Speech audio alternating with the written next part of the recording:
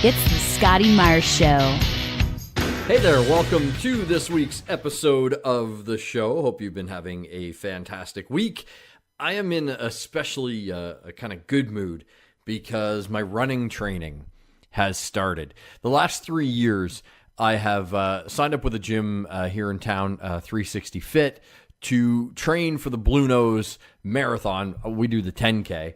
And I love running, but I kind of fall out of it now. I don't know if it's married life or what it is, but I used to run every Saturday, and now I kind of don't. So the running training gets me back into it. And I've talked on the blog before about how physical activity, I find, really helps with my mental state. And I especially feel that way about running.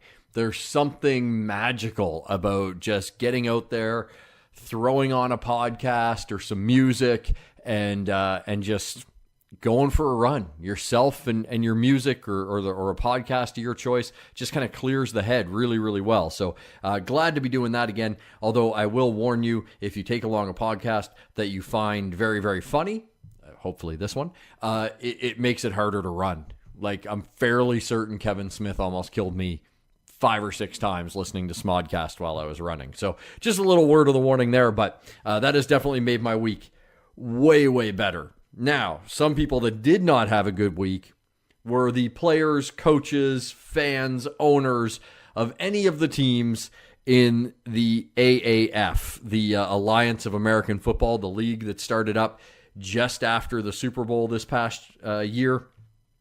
They have shut down operations, which is terrible. They had like a week or two left of their regular season before playoffs, but apparently they say they don't have the money to continue going.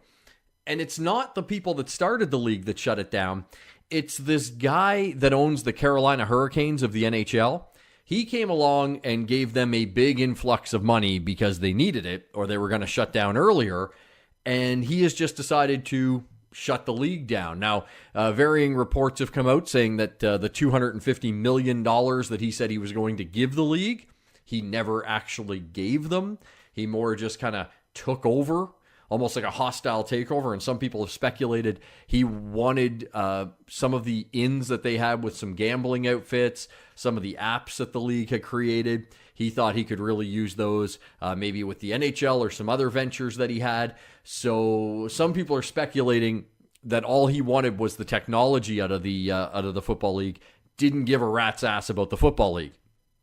So it is shut down, which is a massive bummer and also mind-numbing, because this isn't the first time another league has started up to go against the NFL and has failed. But yet when you look at the U.S. and you look at the love of football, you would think a league that wasn't going head-to-head with the NFL would be able to sustain itself. And I will say the football in the AAF was not terrible. I watched a few of the highlights, a few parts of the games. It was pretty decent football. If you're like me and you loved football, this definitely filled a void. So I'm sad to see it go. I don't think the league was ready to launch. That's kind of my take on it. I think they announced that they were going to happen, and then shortly after that, the XFL announced that it was coming back. And I think it was kind of a race of who could be first. And I think this league launched probably a year before they were ready to go. And that is what, in the end of the day, spelled disaster for them. I also think they were hoping a lot that the NFL would be like, yeah, let's make you kind of a development league for us. I think they thought that would happen almost immediately because there was a lot of former NFL, both coaches, players, and executives involved with this league, and that didn't happen. And so I think there was a lot of hopes and dreams that never materialized for this league, and now it is no more. Some of the players were on the road getting ready for a game, and they found out that the league had folded. They had to get their own way home, which is terrible. You're just a player. They probably weren't paying them a lot of money if those checks haven't even bounced. And you're in some city miles away from home, hundreds of miles. And then it's like, oh yeah, you don't have a job anymore, and buy a plane ticket to get your ass home. That's probably the worst way to get fired ever. So we'll see what the XFL can do when it launches next year, but the road of leagues trying to be another professional football league in the United States is just littered with carcasses at this point. So I'm not holding out a lot of hope for the XFL when it launches next year. If you like candy and beer, which I do, this is going to be music to your ears. The good folks at Jelly Belly have come up with a beer-flavored jelly bean, and they sell it in a beer can. Now, if you've never had Jelly Belly jelly beans, first off, what the fuck is wrong with you? Because you are missing out. They are amazing. Like buttered popcorn, it tastes just like buttered popcorn. I don't know how they do it. Like the Dr. Pepper ones, they even have like a fizz in your mouth. I don't know how they do it. I really think when we talk about magic in the real world, the people at Jelly Belly, they might be magicians. Really. They're also genius chemists. Like, let's get these people solving diseases because they can make jelly beans taste like anything. They must be able to cure diseases. I just think they have that skill set. But anyway, they have combined a beer into a jelly bean. It has like a Hefeweizen kind of taste. Apparently a can of beer flavored jelly beans will run you $5. And I know the thing that you're wondering, are they alcoholic? Like, can I get drunk off the Jelly Bellies? Unfortunately, no. They're non-alcoholic. So you can the Jelly Bellies. The good thing is if you eat enough of them, you can still get a beer belly. Just, it's a different way to get a beer belly. Now, if you've listened to me for a while, you know one of the things that drives me absolutely kind of batty with the world that we live in now is people that have managed to carve out some level of fame and success for themselves just by being online. Whether it's somebody that's like an Instagram influencer and they, just because they, put makeup on their face or they, wear fancy clothes, whatever. Sometimes these people drive me nuts. And there's a few YouTube vloggers that really just absolutely drive me batty. There's one Kid City group. I just hate those people.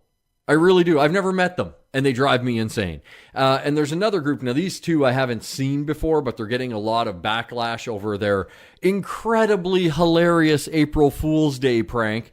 They're called Cole and Sav, and they vlog everything they do with their kids, and it is now their business. They have a huge following, apparently, but they're getting backlash because their, again, hilarious April Fool's Day prank was to tell their 6-year-old daughter that they were giving away her puppy. Because that's great comedy. Here, have a listen. You haven't even told the vlog yet. You want to tell the vlog? No? You want your mama to?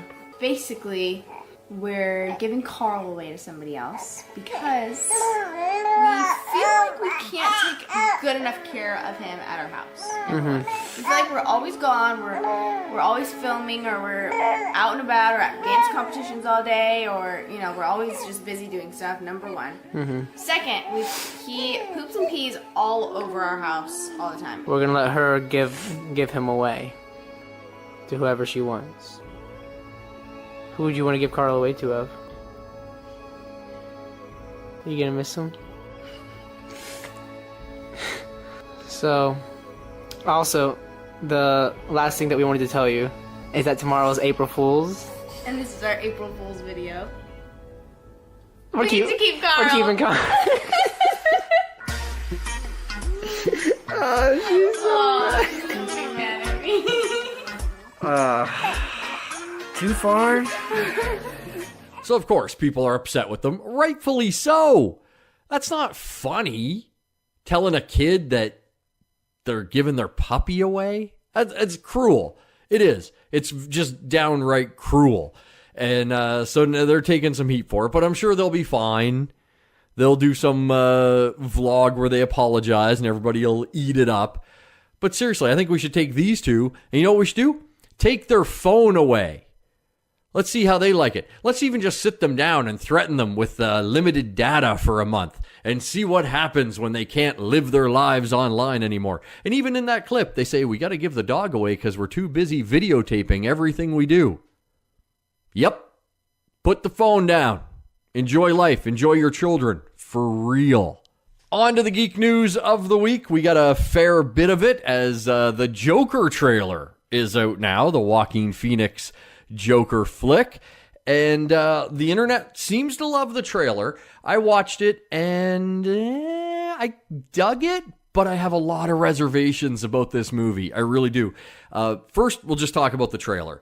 It looks beautiful. It's definitely very moody, somewhat artsy in its presentation, but it does look like it's going to be very cool and stylish, and Joaquin Phoenix looks like he's going to be a very cool Joker.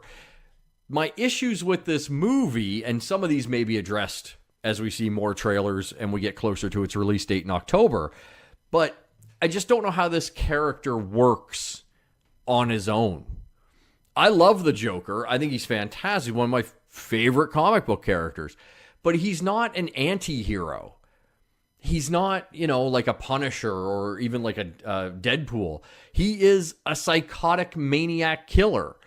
And even in the trailer, there's moments where they're making him sympathetic. And it's like, no, the Joker is not a sympathetic character. We should not feel any remorse for the Joker. We should not connect with the Joker on any level. And I'm also not sure how he lives in a movie without Batman. I mean, how does Lex Luthor live without Superman? Without Superman, Lex Luthor is just a corrupt businessman. Not that entertaining. Without Batman, there's no opposite end of the Joker spectrum. And then who stops him? Because he has to be stopped in the movie. If the regular police take him down, then why do you need a Batman? If the Joker is Gotham's greatest villain and the Gotham Police Department can handle him, you don't need a Dark Knight.